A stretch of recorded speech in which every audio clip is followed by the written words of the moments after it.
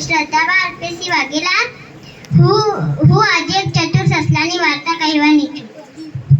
તો એક મોટું જંગલ હતું. એ જંગલમાં એક ચતુર સસલું રહેતું હતું અને ત્યાં ઘણા બધા પ્રાણીઓ રહેતા હતા. ત્યાં એક સિંહ રહેતો હતો.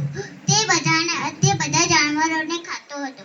એક દિવસ તેને બધા જ પ્રાણીઓને સભામાં બોલાવ્યા અને તેને કહ્યું કે આજે હું એક કરીને બધાને ખાઈ જઈશ. પછી ડરતા તેને સૌથી પહેલા શિયાળને બોલાવ્યું, પછી તેને બતકને બોલાવ્યું, પછી હરણને બોલાવ્યું. એમ કરીને તે બધાને ખાઈ ગયું. પછી એક દિવસ ચતુર સસલાની મમ્મીનો વારો આવ્યો. ચતુર સસલાની મમ્મી કહે, બેટા તું તારું ખ્યાલ રાખજે. પછી તે કહે, માં આજે તારા સિવાય આજે હું તારી જગ્યા પર જઈશ. તે કહે કે ના મારા દીકરા, તું જઈશ તો તને સિંહ ખાઈ જશે. તો એ કહે કે ના માં, હું આજે જઈશ. પછી તે આગળ ચાલવા લાગ્યો. પછી તેને ત્યાં એક વાઘ મળ્યો. તે કહે, તું ક્યાં જાય છે? એ કહે કે હું સિંહ પાસે જાઉં છું. એ કહે કે આજે તો તારી મમ્મીનો વારો છે. એ કહે કે ના, આજે હું મારી મમ્મીની જગ્યાએ જઉં છું.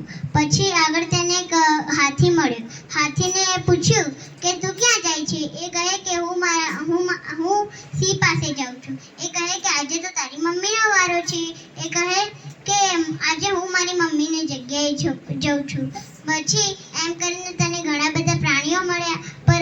પછી તે સિંહ પાસે પહોંચી ગયો અને પછી સિંહ કહે કે આજે તું આટલું લેટ કેમ થઈ ગયું? અને આજે તારી મમ્મીનો વારો હતો તો તું કેમ આવ્યો છે? એ કહે કે સિંહ રાજા, આજે હું મારી મમ્મીની જગ્યાએ આવ્યો છું. તો એ કહે કે સારું, હવે હું તને ખાયું.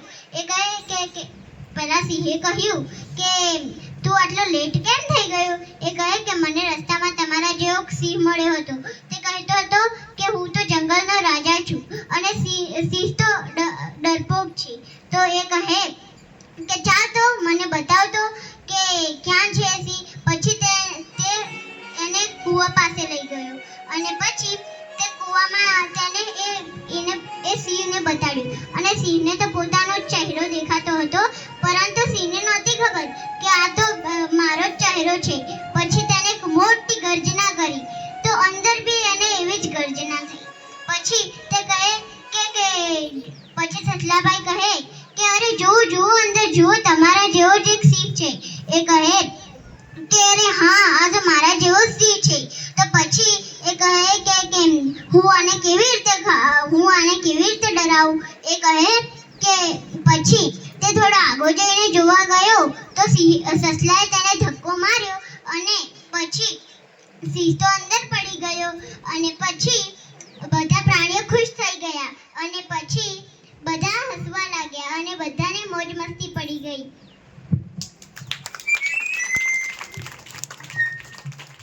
રિસેસ પછી દરેક બાળક ફરીથી અહીંયા